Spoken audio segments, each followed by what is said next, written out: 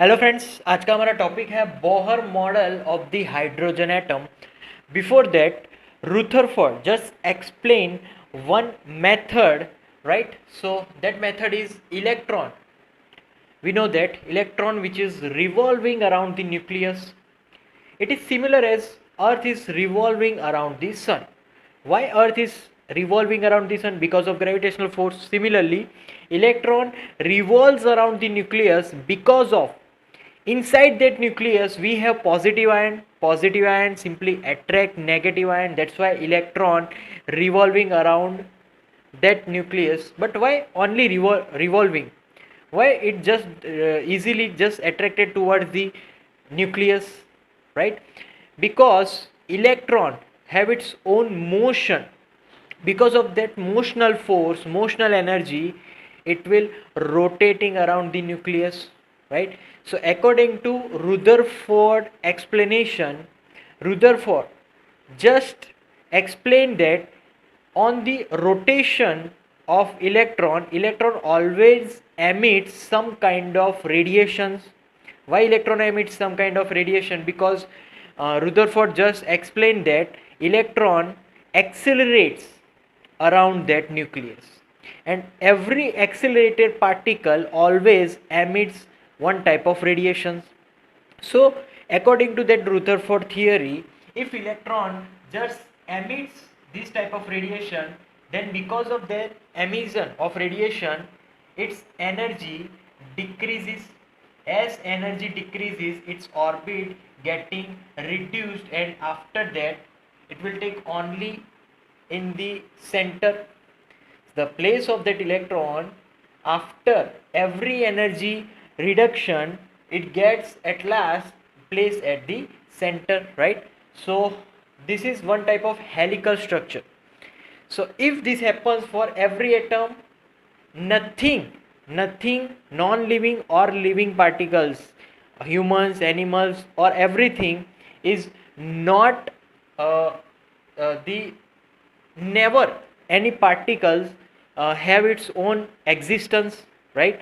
If these things happens, there will be no particles or no matter, no object exist on this earth, right? So this theory is completely false. Now Niels Bohr, so Niels Bohr modified these theories in three postulates, starting from one postulate, Niels Bohr, right? So Niels Bohr just first postulate is that electron never radiates any type of energy, right? Any type of radiation. So electron never emits any radiations. So always any electron, if it is for example accelerator, so accelerator electrons never emits this type of radiations. If it emits, then this happens no existence of any object, right? Now second, electron only only rotates in particular one type of orbits, and that orbital energy,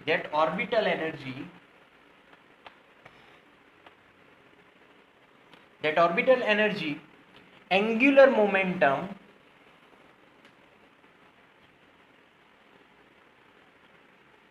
L is equal to nh upon 2 pi. So that angular momentum, which angular momentum? The electron rotates in particular orbit, right? So n is the integer value of that h upon 2 pi. So only electron having that integer value which is multiply with h upon 2 pi, that electron having this type of angular momentum, then and only then electron have particular value of that orbit, right? Then third one, whenever electron transition from higher energy level to lower energy level, right? So higher to lower, electron emits some type of radiation, because at higher energy level it comes to lower energy level. That's why it emits some type of radiation, and that energy of that radiation is EI minus EF is equal to h nu. So that radiation energy will be h nu, right?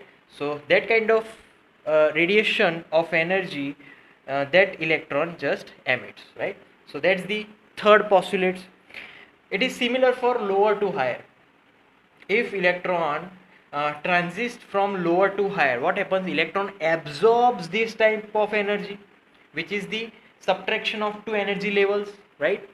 So this type of value of energy absorbed by the electron, and then electron transition from lower to higher energy level, right? So these are the three postulates of Bohr. Now Bohr, so starting from this angular momentum formula, we know that L is equal to, angular momentum formula is mvr. This is the basic formula. If r is the radius of that orbit, so we have nth orbit, right? We have velocity, nth velocity of that electron, and that is equal to nh upon 2 pi, right? Nth, okay. Okay, so here, what is the exact energy of electron? So exact energy of electron have this type of centripetal force is equal to, electron and proton have Coulombian force, and which is E square upon 4 pi epsilon 0 Rn square. Okay, now we can find Vn square here, so we can cut this one Rn. So Vn square is equal to E square upon 4 pi epsilon 0 m into Rn, right? So that's our formula here. Okay, in this formula, from this formula we can subject Rn, right? So here subject Rn, so we have Rn is equal to E square upon 4 pi epsilon 0 m into Vn square. Now from this formula we subject this Vn. Okay, now by subject that, Vn is equal to what we have, nh upon 2 pi m Rn. Now put this formula here, right? So by putting here, we get Rn is equal to E square upon 4 pi epsilon 0 m. Now Vn square, that we have n square h square upon 4 pi square m square Rn square, right? So this is in denominator to denominator, goes to numerator, because this is our main division. Okay, so goes to numerator. Now Rn is equal to E square, this 4 gets cancelled out, pi gets cancelled out, then 1 m is get cancelled out, right?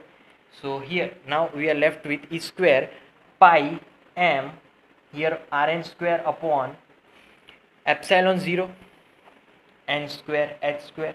Okay, now 1 Rn get cancelled out. Now Rn subject, then we have Rn is equal to epsilon 0 n square h square upon E square pi m.